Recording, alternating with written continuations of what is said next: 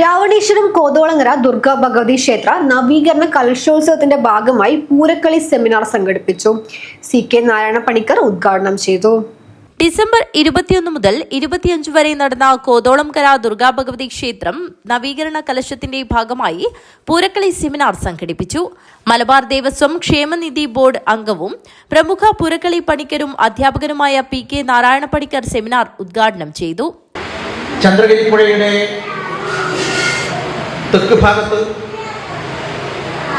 ഒളവറപ്പുഴയുടെ വടക്ക് ഭാഗത്തുള്ള പ്രദേശങ്ങളിലെ കാവുകളിലും ക്ഷേത്രങ്ങളിലും താനങ്ങളിലും കഴകങ്ങളിലുമൊക്കെ അനുഷ്ഠിക്കുന്ന പൂരോത്സവത്തോട് അനുബന്ധിച്ച് പൂരത്തോടനുബന്ധിച്ചിട്ട് അനുഷ്ഠിക്കുന്ന ഒരു അനുഷ്ഠാന കല എന്ന നിലയിലാണ് പൂരക്കളിയെ നമുക്കൊക്കെ അറിയുന്നത്.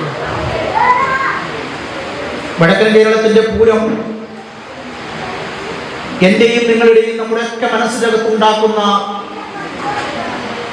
ആർദ്രമായ ഒരു സംസ്കാരമാണ്. അത് സ്നേഹത്തിൻ്റെയും കൊടുക്കൽ വാങ്ങലിൻ്റെയും ഉദാത്തമായിരിക്കുന്ന കാമനയുടെയും ഓർമ്മകളാണ്. ക്ഷേത്രം പൂരക്കളി പണിക്കർ ശിവശങ്കര പണിക്കർ അധ്യക്ഷത വഹിച്ചു.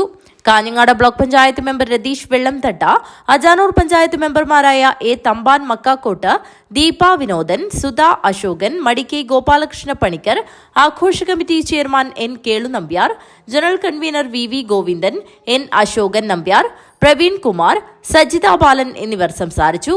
അനീഷ് ദീപം സ്വാഗതം പറഞ്ഞു. തുടർന്ന് കോതോളംകര ദുർഗാ ഭഗവതി ക്ഷേത്ര വനിതാ പൂരക്കളി സംഘത്തിന്റെ പൂരക്കളിയും വിവിധ പൂരക്കളി സംഘങ്ങളുടെ പൂരക്കളിയും അരങ്ങേറി. കരോക്കി ഗാനമേളയും നടന്നു. News bureau, Kanhangad.